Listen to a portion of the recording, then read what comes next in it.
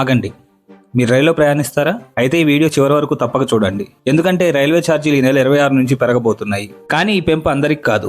అవును, రోజు ట్రైన్లో ఆఫీస్కి వెళ్లే వాళ్ళకి, స్టూడెంట్స్ కి, చిన్న దూరం ప్రయాణించే వారికి ఛార్జీ పెంపు వర్తించదు. అప్పుడు ఎవరికి వర్తిస్తుంది చెప్తాను. లోకల్ ట్రైన్స్ కి నెలవారీ సీజన్ టికెట్లు ఉన్న వాళ్ళకి, 215 కిలోమీటర్ల లోపు ప్రయాణం చేసే వాళ్ళకి ఈ పెంపు వర్తించదు. కానీ దీర్ఘ దూరం ప్రయాణించే వాళ్ళకు మాత్రం కిలోమీటర్ కి 1 నుంచి 2 పైసలు చొప్పున ఛార్జీ పెరుగుతుంది. చిన్న మొత్తమే అనిపించవచ్చు, కానీ రెగ్యులర్ గా ఎక్కువ దూరం ప్రయాణం చేసే వాళ్ళకి మాత్రం ఈ ఛార్జీ భారంగా మారనుంది. అసలు ఎందుకు ఈ పెంపు అంటే రైల్వే శాఖ చెప్తున్నది ఒకటే. గత కొన్నేళ్లుగా కొత్త రైళ్లు, కొత్త ట్రాకులు, స్టేషన్ అభివృద్ధి పనులు వేగంగా జరుగుతున్నాయి. వీటన్నిటికీ భారీగా ఖర్చు అవుతుంది.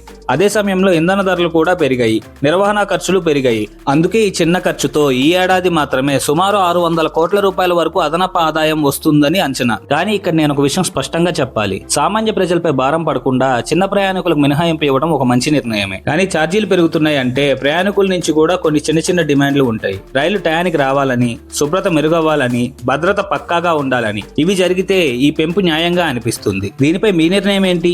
ఈ రైల్వే ఛార్జీల పెంపు సరైన నిర్ణయమా, లేక ప్రజలపై భారం అనిపిస్తుందా? కామెంట్ లో ఎస్ లేదా నో అని టైప్ చేయండి. వీడియో ఉపయోగపడితే లైక్ చేయండి. ఇలాంటి స్పష్టమైన విశ్లేషణ కోసం మన ఛానల్ సబ్స్క్రైబ్ చేసుకోండి.